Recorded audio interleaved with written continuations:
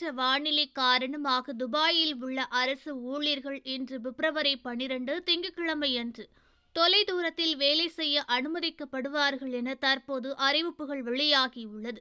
துபாயின் இளவரசர் மற்றும் துபாயின் நிர்வாக குழுவின் தலைவரான ஷேக் ஹம்தான் பின் முகமது பின் ரசித் அல் மக்தும் அவர்களின் வழிகாட்டுதலின் கீழ் இந்த முடிவு எடுக்கப்பட்டுள்ளது. துபாய் எமிரேட்டில் உள்ள அனைத்து அரசு நிறுவனங்களில் பணிபுரியும் ஊழியர்களுக்கு இது அடங்கும் என்றும், பணியிடத்தில் வருகை தேவைப்படும் வேலைகளை தவிர மற்ற வேலை செய்பவர்களுக்கு இந்த விதிமுறைகள் பொருந்தும் என கூறப்பட்டுள்ளது. அதேபோன்று தனியார் பள்ளிகள், நர்சரிகள் மற்றும் பல்கலைக்கழகங்கள் இன்று பிப்ரவரி 12 திங்கட்கிழமையன்று மாணவர்களுக்கு தொலைதூர கற்றல் விருப்பங்களை வழங்குமாறு ஆணையம் அறிவுறுத்தியுள்ளது.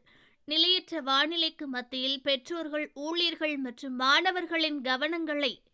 மாணவர்களின் தேவைகளை மனதில் கொண்டு நெகிழ்வான கற்றல் விருப்பங்களை கருத்தில் கொள்ளுமாறு நிறுவனங்களுக்கு ஆணையம் அறிவுறுத்தியுள்ளது.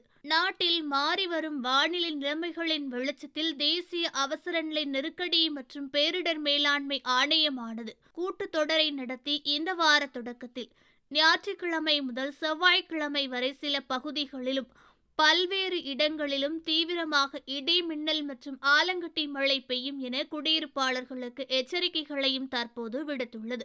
வெப்பநிலையில் வரவிருக்கும் சரிவை சமாளிக்க நாடு மீண்டும் தயாராக இருப்பதாக ஆணையம் கூறியுள்ளது.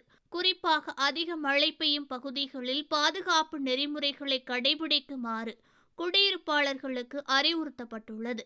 வாகன ஓட்டிகள் மிகுந்த எச்சரிக்கையுடன் செயல்படவும், நீர் வழித்தடங்கள், வெள்ளம் ஏற்படும் பாதைகள் மற்றும் நீர்நில பரப்புகளை தவிர்க்க வேண்டும் என ஆணையம் கேட்டுக்கொண்டுள்ளது.